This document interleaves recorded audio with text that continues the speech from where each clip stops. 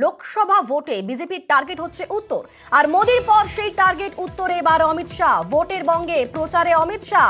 আজ বালুরঘাটের বুনিয়াদপুরে সভা রয়েছে। সুকান্ত মজুমদার তার সমর্থনে অমিত শাহের এই সভা। দ্বিতীয় দফায় ভোটে বালুরঘাটে এবং সেখানেই প্রচারে আসছেন অমিত শাহ। বাংলায় অমিত শাহ আমাদের সঙ্গে এই মুহূর্তে সেখান থেকে সরাসরি রয়েছেন প্রতিনিধি অনুপ সান্যাল। অনুপ, প্রথমেই জানতে চাইবো যে ঠিক কখন থেকে সেই সভা শুরু হচ্ছে, এই মুহূর্তের প্রস্তুতি ঠিক কোন পর্যায়ে, কি ছবি?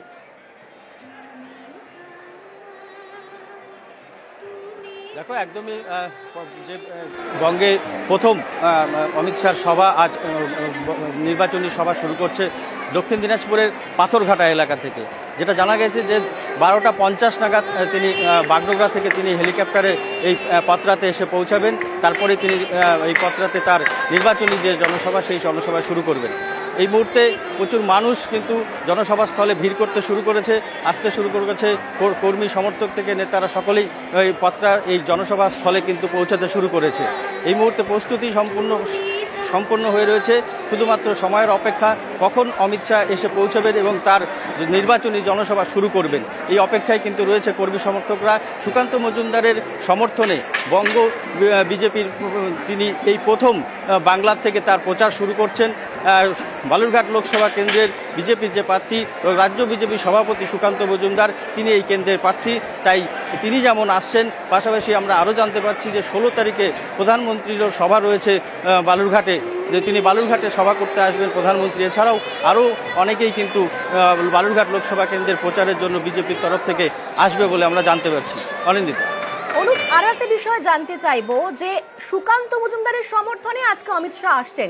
সুকান্ত মজুমদার তিনি কিন্তু একটা হেভিওয়েট প্রার্থী, তিনি বিজেপির রাজ্য সভাপতি। তাহলে তার হয়ে সমর্থনে কেন অমিত শাহকে আসতে হচ্ছে? কোথাও কি সংশয় রয়েছে এই বালুরঘাট নিয়ে? দেখো, একদমই যেহেতু বালুরঘাট লোকসভা কেন্দ্রে কিন্তু সুকান্ত মজুমদারের প্রতিদ্বন্দ্বী যিনি রয়েছেন, তৃণমূল কংগ্রেসের রাজ্যের মন্ত্রী তথা বালুরঘাট এবং দক্ষিণ দিনাজপুর জেলার লড়াকু নেতা হিসাবে পরিচিত বিপ্লব মিত্র, সে কারণেই কিন্তু যে নির্বাচন, সেই নির্বাচন কিন্তু টান উত্তেজনার মধ্যে রয়েছে। কারণ হাড্ডাহাড্ডি লড়াই কিন্তু দুই পক্ষের মধ্যেই হবে বলে এখনও পর্যন্ত তাই জানা যাচ্ছে। এবং সেই কারণেই কিন্তু প্রধানমন্ত্রী থেকে অমিত শাহ সকলেই এই বালুরঘাট কেন্দ্রে প্রচারে আসছেন। বিগত 19 সালের লোকসভা নির্বাচনের সময়ও কিন্তু প্রধানমন্ত্রী এবং অমিত শাহ দুজনেই বালুরঘাট লোকসভায় প্রচারে এসেছিলেন। অনিন্দিতা। একেবারে। এবং আজকের যে এই সভা, সেখান থেকে ঠিক কি বার্তা দেন অমিত শাহ, ঠিক কতটা তার দলকে চাঙ্গা করেন, এবং এই যে বঙ্গে বারবার ধরে মোদি আসছেন, অমিত শাহ আসছেন, সেক্ষেত্রে লোকসভা ভোটের রেজাল্ট কি বলে, অবশ্যই সেদিকে আমাদের নজর থাকবে।